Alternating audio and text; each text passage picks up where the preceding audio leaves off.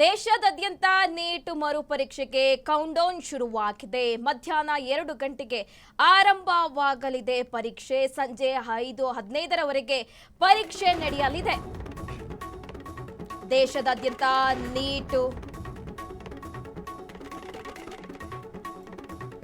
ದೇಶದಾದ್ಯಂತ neat ಮರುಪರೀಕ್ಷೆಗೆ countdown ಶುರುವಾಗಿದೆ. ಇಂದು ಮಧ್ಯಾಹ್ನ 2 ಗಂಟೆಗೆ ಪರೀಕ್ಷೆ ಆರಂಭವಾಗಲಿದೆ. ಸಂಜೆ 5:15ರವರೆಗೆ ಪರೀಕ್ಷೆ ನಡೆಯಲಿದೆ. ನೀಟ್ ಎಕ್ಸಾಮ್ಗೆ ಬೆಂಗಳೂರಿನಲ್ಲಿ ಹೈ ಅಲರ್ಟ್ ಮಾಡಲಾಗಿದೆ. ರಾಜಧಾನಿ ಬೆಂಗಳೂರಿನ 68 ಕೇಂದ್ರಗಳಲ್ಲಿ ಪರೀಕ್ಷೆಗೆ ಎಲ್ಲಾ ಸಿದ್ಧತೆ ನಡೆದಿದೆ. ಎಲ್ಲಾ ಕೊಠಡಿಗಳು ಕೂಡ ಸಿಸಿ ಕ್ಯಾಮೆರಾದ ಕಣ್ಗಾವಲಿಗಿದೆ. ದೇಶದಾದ್ಯಂತ ನೀಟ್ ಪರೀಕ್ಷೆಗೆ ಇದೀಗ ಕೌಂಟ್ಡೌನ್ ಶುರುವಾಗಿದೆ. ಇಂದು ಮಧ್ಯಾಹ್ನ 2 ಗಂಟೆಗೆ ಪರೀಕ್ಷೆ ಆರಂಭವಾಗಲಿದೆ. ಸಂಜೆ 5:15ಕ್ಕೆ ಪರೀಕ್ಷೆ ಮುಗಿಯಲಿದೆ. ಈಗಾಗಲೇ ಎಲ್ಲ ರೀತಿಯ ಸಿದ್ಧತೆ ಕೂಡ ಮಾಡಿಕೊಳ್ಳಲಾಗಿದೆ. ಈಗಾಗಲೇ ಪೊಲೀಸರು ಕೂಡ ಕಟ್ಟುನಿಟ್ಟಿನ ಕ್ರಮ ಕೈಗೊಂಡಿದ್ದಾರೆ. ಏನು ಅಡೆತಡೆ ಆಗದಂತೆ ಎಲ್ಲ ಕೊಠಡಿಗಳಲ್ಲೂ ಕೂಡ ಸಿಸಿ ಕ್ಯಾಮೆರಾದ ಕಣ್ಗಾವಲು ಕೂಡ ಮಾಡಲಾಗಿದೆ.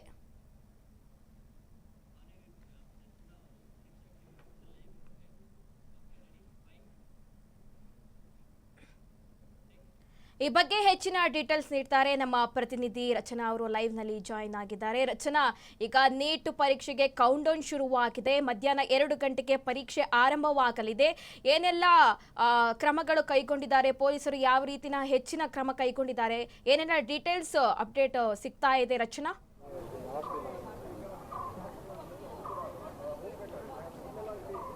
ಸುರಭಿ, ಏನಿವತ್ತು ದೇಶದಾದ್ಯಂತ ಯುಜಿ ನೀಟ್ ಪರೀಕ್ಷೆಯನ್ನ ಮಾಡ್ತಾ ಇದ್ದಾರೆ. ಹೀಗಾಗಿ ಇವತ್ತು ನಾವು ಮಲ್ಲೇಶ್ವರಂನಲ್ಲಿರುವಂತಹ ಕಾಲೇಜ್ನಲ್ಲಿ, ಪದವಿ ಪೂರ್ವ ಕಾಲೇಜ್ನಲ್ಲಿ ಇರುವಂಥದ್ದು.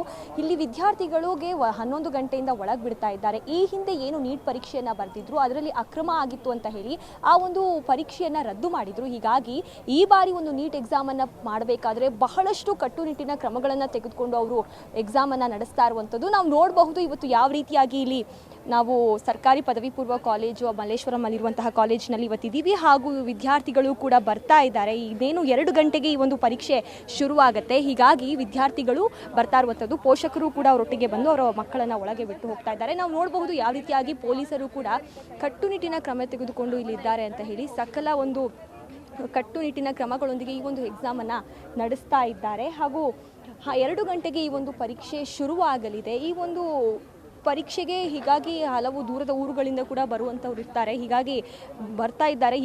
ಇನ್ನೂ ಬಹಳಷ್ಟು ಸಮಯದಲ್ಲೂ ಕೂಡ ಬಂದು ಇಲ್ಲಿ ಹಾಜರಾಗ್ತಾ ಇರುವಂಥದ್ದು ನಾವು ನೋಡಬಹುದು. ಯಾವ ರೀತಿಯಾಗಿ ಪೋಷಕರು ಬಂದು ಅವರ ಮಕ್ಕಳನ್ನು ಕಳಿಸ್ತಾ ಇದ್ದಾರೆ ಅಂತ ಹೇಳಿ. ಇನ್ನು ಈ ವಿಚಾರಕ್ಕೆ ಸಂಬಂಧಪಟ್ಟಂತೆ ಇಲ್ಲಿ ಮೇಲ್ವಿಚಾರಕರಾದ ಸುರೇಶ್ ಅವರು ಕೂಡ ಹೇಳಿಕೆಯನ್ನು ಕೊಟ್ಟಿರುವಂಥದ್ದು. ಇನ್ನು 11 ಗಂಟೆಯಿಂದ ಹೇಳಿ ಪರೀಕ್ಷಾರ್ಥಿಗಳಿಗೆ ಒಂದು ಎಂಟ್ರಿ ಕೊಡ್ತಾ ಇದ್ದಾರೆ. ಹಾಗೂ ಮೆಟಲ್ ಆಬ್ಜೆಕ್ಟ್ಗಳು ಏನೇ ಹಾಕಿಕೊಂಡಿದ್ರು ಕೂಡ ಅದನ್ನು ತೆಗೆಯಲಾಗ್ತಿದೆ. ಈ ಒಳಗಡೆ ಹೋಗಬೇಕಾದ್ರೂ ಕೂಡ ಇಲ್ಲಿ ಒಂದು ಪೋಸ್ಟರನ್ನು ಹಂಚಿದ್ದಾರೆ. ಇಂತಿಂಥದ್ದವರು ತೊಗೊಂಡು ಹೋಗ್ಬೋದು, ಹಾಗೂ ಯಾವುದನ್ನು ತೊಗೊಂಡು ಹೋಗಬಾರ್ದು ಅಂತೇಳಿ ಬಹಳ ಸ್ಟ್ರಿಕ್ಟಾಗಿ ಒಂದು ಎಕ್ಸಾಮನ್ನು ನಡೆಸ್ತಾ ಇರುವಂಥದ್ದು. ಏನು ಈ ಹಿಂದೆ ಒಂದು ಅಕ್ರಮ ಆಗಿತ್ತು ಅಂತ ಹೇಳಿ ಈಗ ಏನು ಮತ್ತೆ ಪರೀಕ್ಷೆ ಬರ್ತಾ ಇದ್ದಾರೆ. 22 ಲಕ್ಷಕ್ಕೂ ಅಧಿಕ ವಿದ್ಯಾರ್ಥಿಗಳು ಪರೀಕ್ಷೆಯನ್ನು ಬರೀತಾ ಇರುವಂಥದ್ದು ತಮ್ಮ ಉತ್ತಮ ಭವಿಷ್ಯಕ್ಕಾಗಿ. ಹೀಗಾಗಿ ಅದರಲ್ಲಿ ಯಾವುದೇ ರೀತಿಯಾದಂತಹ ಲೋಪದೋಷಗಳು ಆಗಬಾರ್ದು, ಅಕ್ರಮ ಆಗಬಾರ್ದು ಅಂತ ಹೇಳಿ ಪೊಲೀಸರು ಕೂಡ ಅಷ್ಟೇ ಕ್ರಮವನ್ನು ತೆಗೆದುಕೊಂಡು ಇಲ್ಲಿ ಇರುವಂಥದ್ದು. ಹಾಗೂ ಬಹಳಷ್ಟು ಸಂಖ್ಯೆಯಲ್ಲಿ ವಿದ್ಯಾರ್ಥಿಗಳು ಕೂಡ ಆಗಮಿಸ್ತಾ ಇದ್ದಾರೆ. ಇನ್ನೇನು 2 ಗಂಟೆಯಲ್ಲಿ ಈ ಪರೀಕ್ಷೆ ಆರಂಭವಾಗುತ್ತೆ. ಹಾಗೂ ಸಂಜೆ 5:15 ಈ ಒಂದು ಪರೀಕ್ಷೆ ಮುಕ್ತಾಯವಾಗುವಂಥದ್ದು. ವಿಶೇಷವಾಗಿ ವಿಕಲನಚೇತನ ಮಕ್ಕಳು ಏನಾದರೂ ಈ ಪರೀಕ್ಷೆ ಬರೀತಿದ್ರೆ ಅವರಿಗೆ 6:15ವರೆಗೂ ಕೂಡ ಅವಕಾಶ ಇದೆ ಒಂದು ಎಕ್ಸಾಮನ್ನು ಬರೆಯೋದಕ್ಕೆ. ಹೀಗಾಗಿ ವಿದ್ಯಾರ್ಥಿಗಳು ಕೂಡ 11 ಗಂಟೆಯಿಂದ ಆಗಮಿಸ್ತಾ ಇದ್ದಾರೆ ಪರೀಕ್ಷೆಯನ್ನು ಬರೆಯೋದಕ್ಕೆ. ಹಾಗೂ ಒಂದು ಯಾವುದೇ ಮೆಟಲ್ ಆಬ್ಜೆಕ್ಟ್ ಆಗಿರ್ಬೋದು, ವಾಲೆ ಆಗಿರ್ಬೋದು, ಏನಾಗಿರ್ಬೋದು, ಪ್ರತಿಯೊಂದನ್ನು ಕೂಡ ತೆಗೆಸ್ತಾ ಇದ್ದಾರೆ. ಯಾವುದನ್ನು ಕೂಡ ಹಾಕಿಕೊಳ್ಳೋ ಹಾಗಿಲ್ಲ. ಅಷ್ಟು ಸ್ಟ್ರಿಕ್ಟಾಗಿ ಈ ಬಾರಿಯ ಒಂದು ಎಕ್ಸಾಮನ್ನು ಅವರು ನಡೆಸ್ತಾ ಇರುವಂಥದ್ದು. ಪೊಲೀಸರು ಅಷ್ಟು ಕಟ್ಟುನಿಟ್ಟಿನ ಕ್ರಮವನ್ನು ತೆಗೆದುಕೊಳ್ತಾ ಇದ್ದಾರೆ. ಇನ್ನು ಕೇಂದ್ರಗಳ ಹೊರಗೆ CRPF ಹಾಗೂ ಸ್ಥಳೀಯ ಪೊಲೀಸರ ಕೂಡ ನಿಯೋಜನೆ ಆಗುತ್ತೆ. ಈ ಬೆಂಗಳೂರಲ್ಲಿ ಈ ರೀತಿ ಆಗ್ತಾ ಇದೆ ಅಂದರೆ ಇನ್ನೂ ಹಲವೆಡೆ ಏನು ನೀಟ್ ಪರೀಕ್ಷೆ ಆಗ್ತಾಯಿದೆ ಅಲ್ಲೂ ಕೂಡ ಬಿಗಿ ಭದ್ರತೆಯಿಂದ ಈ ಒಂದು ನೀಟನ್ನು ನಡೆಸ್ತಾ ಇರುವಂಥದ್ದು. ಇನ್ನು ಪರೀಕ್ಷೆ ಪಾರದರ್ಶಕವಾಗಿ ನಡೆಸಲು ಕಟ್ಟುನಿಟ್ಟಿನ ಒಂದು ಕ್ರಮವನ್ನು ತೆಗೆದುಕೊಂಡು ಈ ಒಂದು ಪರೀಕ್ಷೆಯನ್ನು ನಡೆಸ್ತಾ ಇದ್ದಾರೆ. ಈ ಒಂದು ಪರೀಕ್ಷೆ ವಿದ್ಯಾರ್ಥಿಗಳ ಭವಿಷ್ಯವನ್ನು ನಿರ್ಧಾರ ಮಾಡುತ್ತೆ.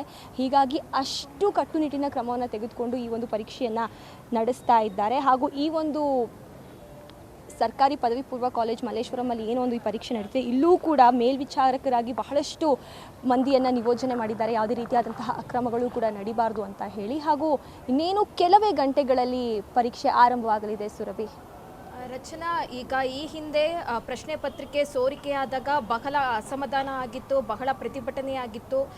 ಈಗ ಅಲ್ಲಿ ವಿದ್ಯಾರ್ಥಿಗಳು ಹೇಗೆ ಪ್ರಿಪೇರ್ ಆಗ್ತಾ ಇದ್ದಾರೆ, ಅವರಿಗೆ ಭಯ ಏನಾದರೂ ಇದೆಯಾ? ಯಾವ್ದಾದ್ರು ವಿದ್ಯಾರ್ಥಿನ ನೀವು ಮಾತಾಡಿಸ್ಬೋದಾ ಅಂತ?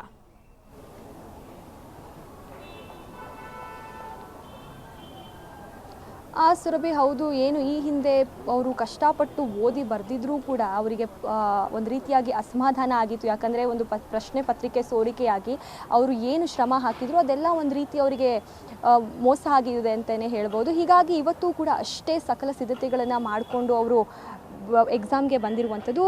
ಇನ್ನು ನಾವು ನೋಡಬಹುದು ಇಲ್ಲಿ ಯಾವ ರೀತಿಯಾಗಿ ವಿದ್ಯಾರ್ಥಿಗಳು ತಯಾರಾಗ್ತಾ ಇದ್ದಾರೆ ಎಕ್ಸಾಮ್ಸ್ಗೆ ಅಂತ ಹೇಳಿ. ನಾನು ಒಬ್ಬರನ್ನ ಮಾತನಾಡಿ. Hi ma'am. ಅವರು ಪ್ರಿಪೇರ್ ಆಗ್ತಾ ಇದ್ದಾರೆ ಎಕ್ಸಾಮಿಗೋಸ್ಕರ. ಇಲ್ಲಿ ಯಾರು ಕೂಡ ಮಾತನಾಡಬೇಕು. ಇನ್ನು ನೋಡಬಹುದು ಯಾವ ರೀತಿಯಾಗಿ ವಿದ್ಯಾರ್ಥಿಗಳು ಮಾತನಾಡ್ತಾ ಇದ್ದಾರೆ. ಸರ್, ಇವತ್ತು ನೀಟ್ ಪರೀಕ್ಷೆ ಬರೀತಾ ಇದ್ದಾರೆ, ಏನು ಹೇಳ್ತೀರಾ ಅದ್ರ ಬಗ್ಗೆ? ಅರೇಂಜ್ ಮಾಡಿ ಈಗ ಏನು ಹೇಳೋಕ್ಕಾಗುತ್ತೆ, ಇನ್ನು ಇವಾಗ ಸ್ಟಾರ್ಟ್ ಆಗ್ತಾ ಇದೆ, ಅರೇಂಜ್ಮೆಂಟ್ ಮಾಡಿದ್ದಾರೆ. ಇವತ್ತಿನ ಒಂದು ಭದ್ರತೆ ಬಗ್ಗೆ ಎಲ್ಲ ನೋಡೋದಾದ್ರೆ ಏನು ಹೇಳ್ತೀರಾ? ಚೆನ್ನಾಗಿ ಮಾಡಿದಾರಮ್ಮ, ಚೆನ್ನಾಗಿ ಮಾಡಿದ್ದಾರೆ, ಯಾವುದೇ ತೊಂದರೆ ಇಲ್ಲ ಆಗುತ್ತೆ ಅಂತ ಅಂದ್ಕೊಂಡಿದ್ದೀವಿ. ಏನು ಹೇಳ್ತೀರಾ ಸರ್ ವಿದ್ಯಾರ್ಥಿಗಳಿಗೆ? ಆಲ್ ದಿ ಬೆಸ್ಟ್ ಹೇಳ್ತೀನಿ. Thank you. ನೋಡಿದ್ರಲ್ಲ ಯಾವ ರೀತಿಯಾಗಿ ಪೋಷಕರು ಕೂಡ ಒಂದು ಕಡೆ ವಿದ್ಯಾರ್ಥಿಗಳಿಗೆ ಅವರ ಭವಿಷ್ಯದ ನಿರ್ಧಾರ ಮಾಡ್ತಾ ಇದ್ದಾರೆ. ಅವ್ರಿಗೆ ಒಂದು ರೀತಿಯಾಗಿ ಟಾಸ್ಕ್ ಆಗಿದ್ರೆ ಅವರ ಪೋಷಕರು ಕೂಡ ಅಷ್ಟೇ ಒಂದು ಹೋಪ್ಸ್ ಒಂದಿಗೆ ನಮ್ಮ ಮಕ್ಕಳು ಚೆನ್ನಾಗಿ ಬರೀತಾರೆ ಅಂತ ಹೇಳಿ ಅವರಿಗೆ ಪ್ರೋತ್ಸಾಹ ಕೊಡೋದಕ್ಕೆ ಬಂದಿದ್ದಾರೆ. ಸುರಭಿ, ಮಾಹಿತಿಗಾಗಿ ಧನ್ಯವಾದಗಳು ರಚನಾ. ಎಸ್, ನೀಟ್ ಪರೀಕ್ಷೆಗೆ ಕೌಂಟ್ಡೌನ್ ಶುರುವಾಗಿದೆ. ಮಧ್ಯಾಹ್ನ 2 ಗಂಟೆಗೆ ಪರೀಕ್ಷೆ ಆರಂಭವಾಗಲಿದೆ. ಸಂಜೆ 5:15 ಪರೀಕ್ಷೆ ನಡೆಯಲಿದೆ. ಇನ್ನು ಮರು ಪರೀಕ್ಷೆ ಬರೆಯಲು 22.79 ಲಕ್ಷ ಅಭ್ಯರ್ಥಿಗಳು ರೆಡಿಯಾಗಿರುವಂಥದ್ದು. ಹಾಗೆ ಇಲ್ಲಿ NTA ಗುಡ್ ನ್ಯೂಸ್ ಕೂಡ ಕೊಟ್ಟಿರುವಂಥದ್ದು, ವಿದ್ಯಾರ್ಥಿಗಳಿಗೆ 15 ನಿಮಿಷ ಹೆಚ್ಚುವರಿ ಸಮಯ ನೀಡಲಾಗಿದೆ. ಈ ಹಿಂದೆ ಪ್ರಶ್ನೆ ಪತ್ರಿಕೆ ಸೋರಿಕೆ ಆದಾಗ ಒಂದಿಷ್ಟು ಅಸಮಾಧಾನ ಭುಗಿಲೆದ್ದಿತ್ತು, ಬಹಳ ಪ್ರತಿಭಟನೆ ಆಗಿತ್ತು, ಬಹಳ ವಿದ್ಯಾರ್ಥಿಗಳು ಮನನೊಂದು ಆತ್ಮಹತ್ಯೆ ಮಾಡಿಕೊಂಡಿದ್ರು. ಇದೀಗ ಮರುಪರೀಕ್ಷೆ ಆಗ್ತಾ ಇದೆ, ಕೌಂಟ್ಡೌನ್ ಶುರುವಾಗಿದೆ. ಎಲ್ಲ ರೀತಿಯ ಕಟ್ಟುನಿಟ್ಟಿನ ಕ್ರಮ ಇಲ್ಲಿ ಪೊಲೀಸರು ಕ್ರಮ ಕೈಗೊಂಡಿದ್ದಾರೆ. ಯಾವ ರೀತಿಯಾಗಿ ಏನೇ ಅಡೆತಡೆ ಆಗದೆ ಪರೀಕ್ಷೆ ಆಗುತ್ತಾ ಅಂತ ಕಾದು ನೋಡಬೇಕಾಗಿದೆ.